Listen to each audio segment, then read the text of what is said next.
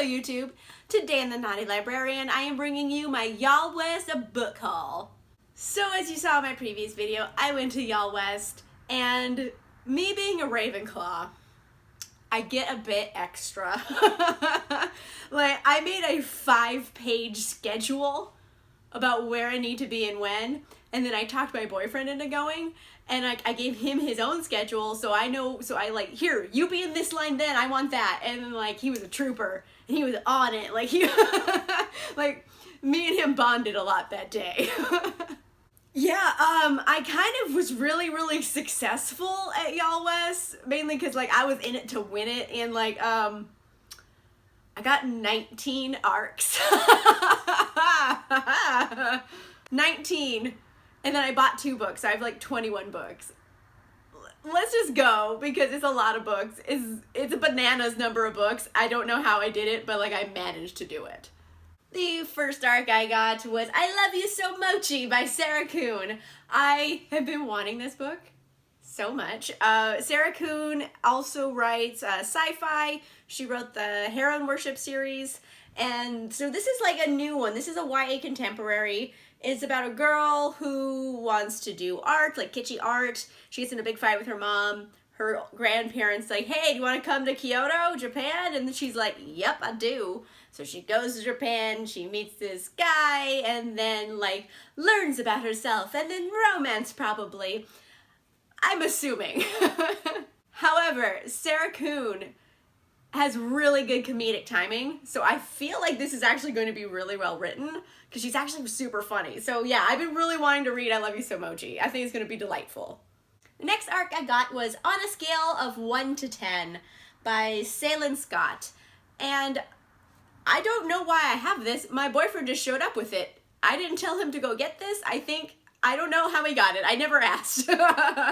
This is also a YA contemporary, but very dark, because this is about a girl who is checked into a mental hospital, and she has to come to terms with her past and confront her mental illness.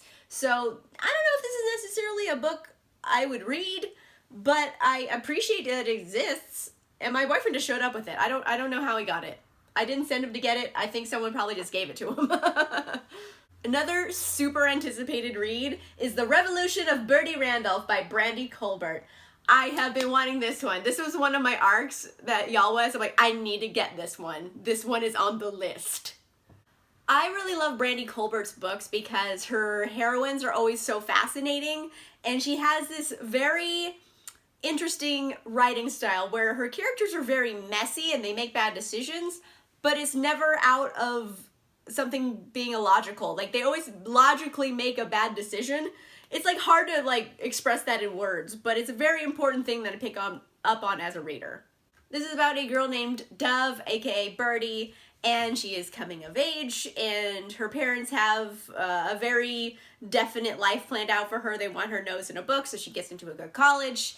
And so she does whatever they say. She stops playing soccer. She just is basically going with the flow. And then she, she meets a boy she likes. And then her aunt moves back in. And she's getting close to her aunt. And the thing with her aunt is that she's been in and out of rehab centers for addiction her whole life. So, family tension. But the last line of the blurb says, but when long-buried secrets rise to the surface, everything she's known to be true is turned upside down. It's so dramatic sounding. I made it sound more dramatic than it is.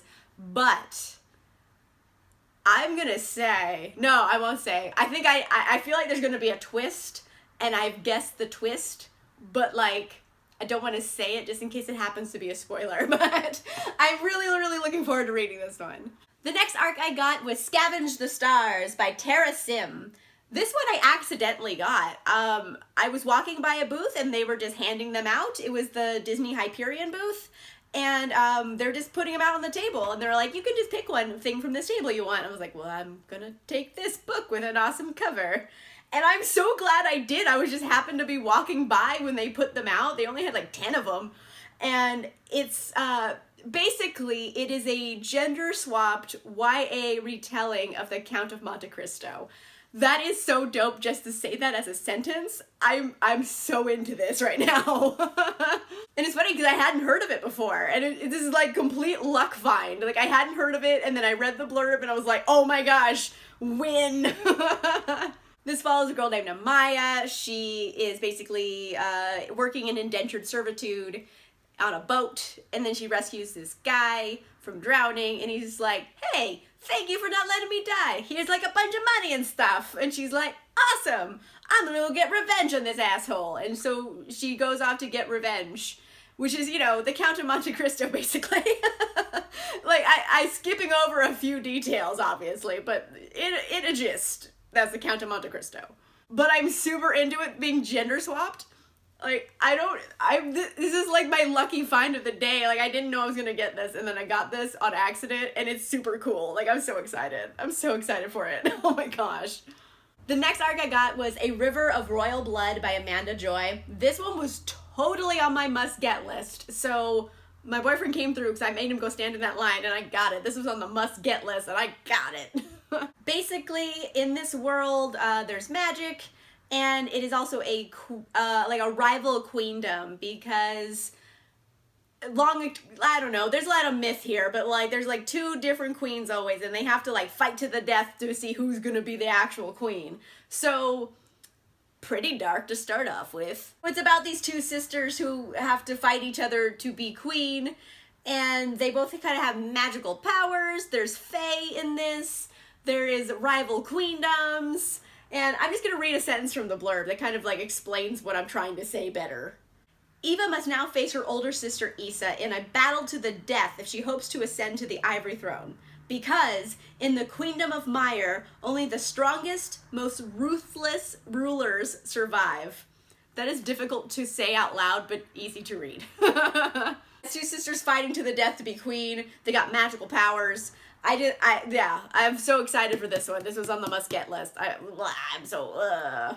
don't have words. I'm just making sounds. That's how happy I am.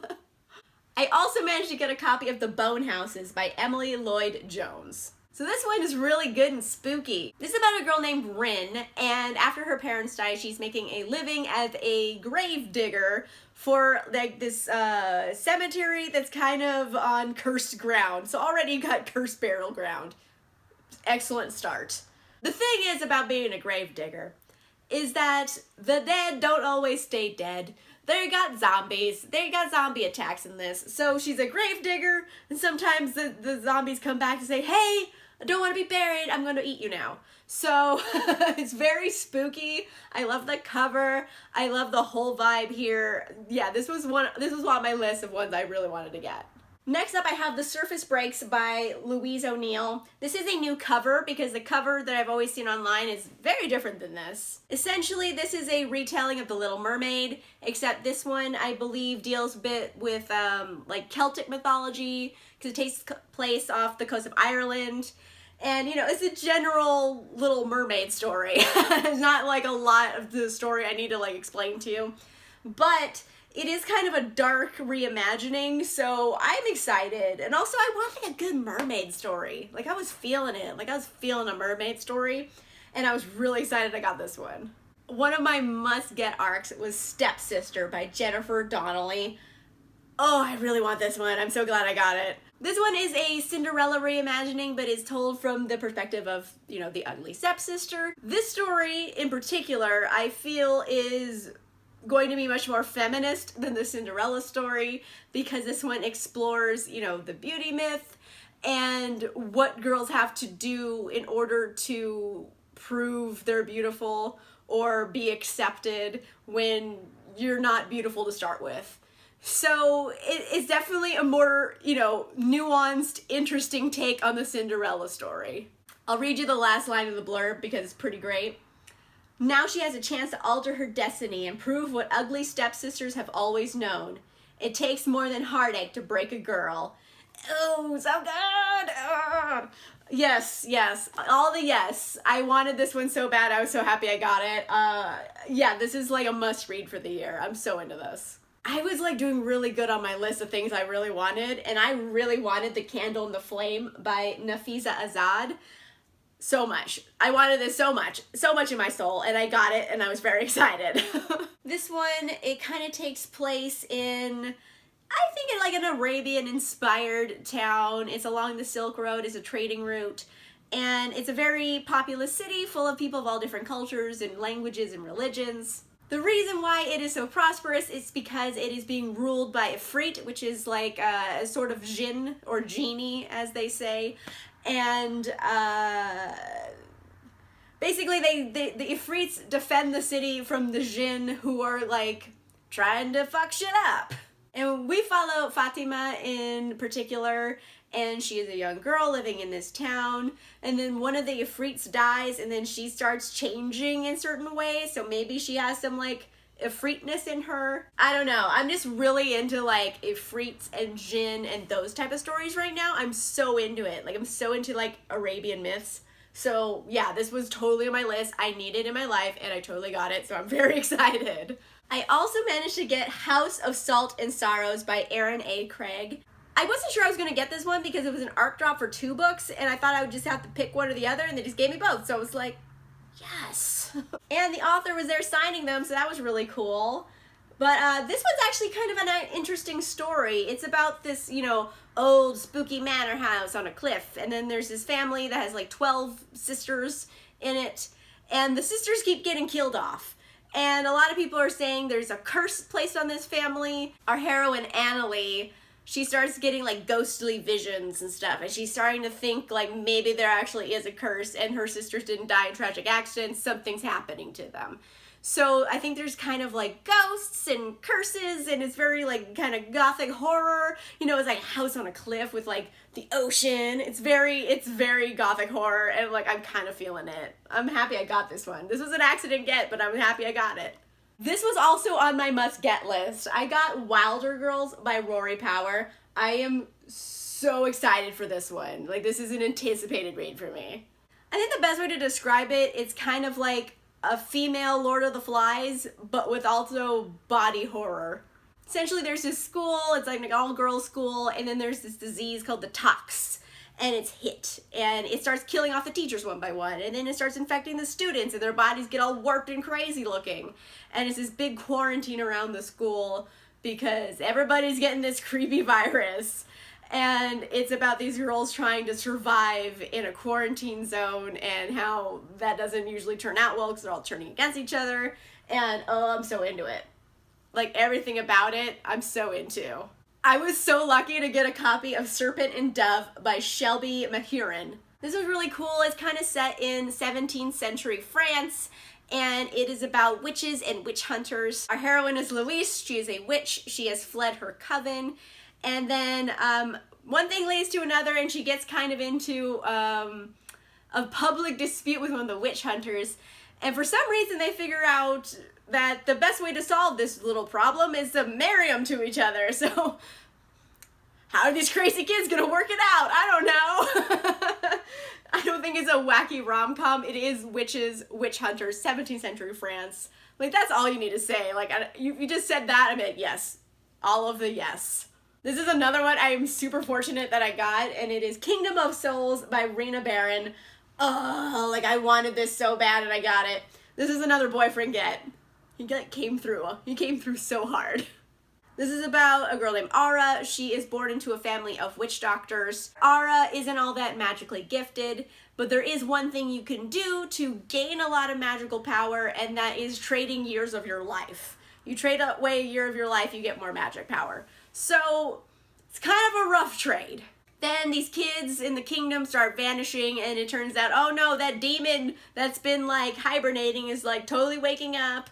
And Aura's like, oh shit, I need to stop this guy. And so I don't know if she's gonna trade years of her life to get more magic and defeat him or not. I'm assuming that's gonna be like an important thing in the story. I was really interested in this mainly because of the whole witch doctor idea. It is kind of based in West African mythology, and I'm so intrigued by the idea and the culture of witch doctors. So I definitely wanted to read this so much just because of like the mythos behind it and also the story, but the mythos is very fascinating to me. So this is an exciting read for me. I really wanted to read this and I got it. I actually ended up getting a finished copy of The Love and Lies of Rukhsana Ali by Sabrina Khan. I didn't plan on getting this one, it just kind of came with another book, so I was like, all right. Although I'm kind of excited that I got it, because it does kind of seem like a good story. This is about a girl named Rukhsana. She is from a very conservative Muslim family, and she is hiding a big secret because she actually has a girlfriend. She is a gay teenager, but can't come out to her parents because of their conservative values. And then she gets caught with her girlfriend. So her parents ship her to Bangladesh with the extended family. And that's a whole different culture shock world, because that's kind of a world where arranged marriage still exists. So things don't look good for Rukhsana, but along the way she finds her grandmother's old journal and starts reading it, and she finds a lot of inspiration there about how she can take control of her own life and live the kind of life she wants. So I feel like it's actually going to be really, really good. It also might be emotionally devastating, but I feel like it's going to be a good read. Another accidental get was The Music of What Happens by Bill Konigsberg. I am kind of intrigued by it though. It is a romance and is about these two boys who are very opposite people, and through the course of a very wacky summer in Mesa, Arizona, where it gets very hot, they kind of become friends, and I believe they probably also fall in love. And I also feel like this is kind of more of a drama, because I feel like they have a lot of secrets in their past that they have to like confront. So it might get dark at points, but I am kind of intrigued by it. I have my eye on it. I might try this one out. Another finished copy I got was Tell Me Everything by Sarah Enni. This is her debut. Sarah Enni's kind of cool because she has a podcast, and that's where I knew her from, and now she's written a book. This is about a girl named Ivy, and it also deals with social media and privacy issues, because there is this app that Ivy is obsessed with, and basically people can post things anonymously on there. And then Ivy starts figuring out who the people are, because some of them go to her school. So she's like, oh, like I'll just help them and do things for them that they said in the app. That's not creepy at all. So obviously that doesn't go well. Things are gonna blow up in her face, and she's probably gonna learn a life lesson. That's how these stories go. But I do like Sarah Enni as a human, so I am interested to see what like a book by her is like. So I might try out at least a couple chapters. Holy shit. Holy shit. Okay. I got an arc of Song of the Crimson Flower by Julie C. Dow. Like, I'm ecstatic right now. Like, I ran to that booth first thing in the morning, and I was like, give me the arc! And they were like, ah! And they gave it to me because I was a crazy person, but I needed it. Julie Dow is one of my favorite authors. She wrote Forest of Thousand Lanterns, which I absolutely adore. And so I really want to read what she's going to write next. This is also another Asian-inspired fairy tale. This is about kind of a rich bitch girl who, you know, shuns the poor boy who's in love with her. And then somehow he gets cursed into a flute. That part, like, loses me, but he's got cursed into a flute, and she has to help him. So, something went weird here, but I feel like it's probably better than I'm explaining. But yeah, this was like a must get, and I got it, because I'm a champion. I also managed to get an arc of The 10th Girl by Sarah Faring. So this is another kind of gothic horror story. I got two of them. This one also features, you know, a creepy old house, but this one is located at the southern tip of South America, so I believe it's in Argentina. And again, this girl goes there to be a governess and to these little girls, and shit starts getting creepy. They're like, hey, don't go out after dark. And she's like, why? And they're like, no reason. I'm assuming it's like psychological thriller. I'm assuming there's kind of ghosts. And I don't know, it has like a dash of Jane Eyre in there, and it has like a dash of Crimson Peak in there. Like, I'm like into it.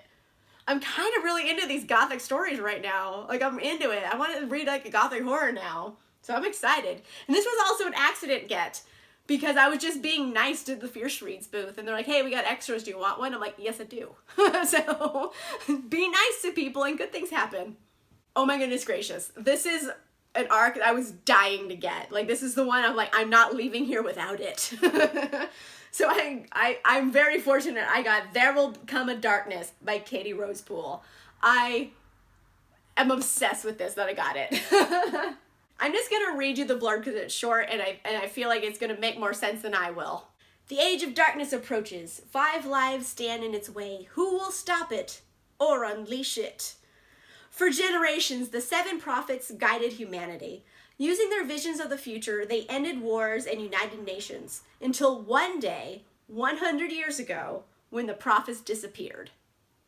All they left behind was one final secret prophecy, foretelling an age of darkness and the birth of a new prophet who could be the world's salvation or the cause of its destruction. As chaos takes hold, 5 souls are set on a collision course. A prince exiled from his kingdom, a ruthless killer known as the Pale Hand, a once faithful leader torn between his duty and his heart, a reckless gambler with the power to find anything or anyone, and a dying girl on the verge of giving up. One of them, or all of them, could break the world. Will they be savior or destroyer?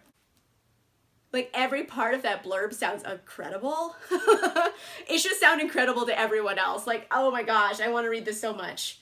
It kind of has a little bit of like the same vibe the Smoke Thieves by Sally Green had, and I really like the Smoke Thieves. I feel like this is going to be like a YA book that's like obviously not a YA book. It's for adults. The protagonists are young. So I feel like this is going to be like pretty dark in a grown-up book, and I'm way into it. I love everything about this. The whole setup, the whole prophets thing, I'm like so into it. Oh my gosh, this is what I couldn't leave without, and I got it. This is like a job well done. Oh my goodness. I bought a copy of Somewhere Only We Know by Mahurin Goo. This is her latest release. I was lucky enough to get it a couple days early at the festival, and I'm so happy. I absolutely love Mahurin Goo. Her books are delightful, fluffy rom-coms. This one I'm sure is also going to be a delightful, fluffy rom-com. It is kind of loosely based around Roman holiday, except with like a K-pop twist. In this one, we follow Lucky, who is a huge K-pop star, and she just wants to like live a normal day, live a normal life for a bit, so she just kind of like disguises herself a bit and runs out. And then she runs into Jack, who is a reporter trying to get the scoop on Lucky. And then they kind of set off together and find love. So, you know, it's very Roman holiday, but it's also K-pop. And I've been like really into K-pop lately, so like I'm really into this, and I'm so excited I got it. Like, I will read pretty much anything that Mahurin Goo ever puts out. I love her books. This last book has been an anticipated read for probably about a year now. I got it early and I was freaking out about it. The last book I got was Aurora Rising by Amy Kaufman and Jay Kristoff. I am already obsessed with it. I'll tell you that right now, I'm already obsessed.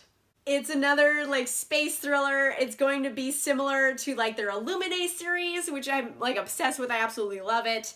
This one in particular, I believe the blurb going around was that they're not the heroes we deserve, but they're the only ones we could find. So it's basically a group, like a squad of people on a spaceship, and they're doing their space stuff.